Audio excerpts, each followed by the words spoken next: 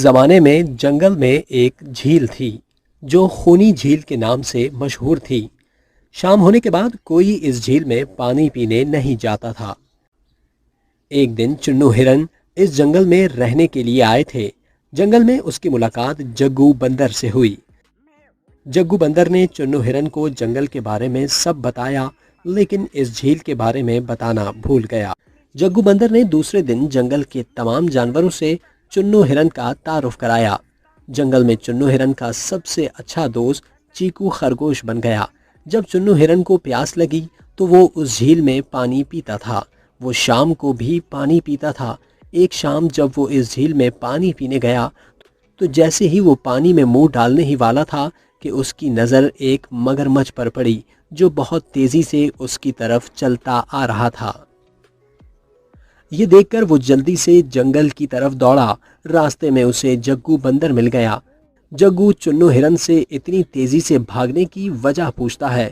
چنو ہرن نے اسے ساری بات بتا دی۔ جگو بندر نے کہا کہ میں آپ کو یہ بتانا بھول گیا کہ یہ ایک خوبصورت جھیل ہے، لیکن شام کے وقت یہ انتہائی خطرناک ہو جاتی ہے۔ جو شام کے بعد جھیل پر جاتا ہے وہ واپس نہیں آتا۔ جگو فوراً بولا، لیکن اس جھیل میں مگرمچھ کیا کر رہا ہے؟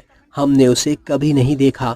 اس کا مطلب یہ ہے کہ مگرمچھ تمام جانوروں کو کھاتا ہے جو شام کے بعد جھیل میں پانی پینے آتا ہے۔ اگلے دن جگو بندر جنگل کے تمام جانوروں کو لے کر اس جھیل پر گیا۔ مگرمچھ نے تمام جانوروں کو آتا دیکھ کر خود کو چھپا لیا۔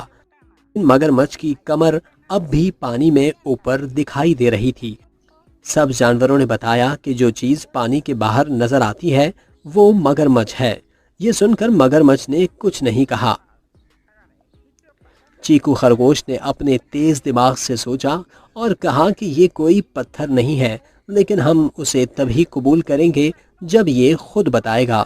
یہ سن کر مگرمچھ نے کہا کہ میں ایک پتھر ہوں۔ تمام جانوروں کو معلوم ہوا کہ یہ مگرمچھ ہے۔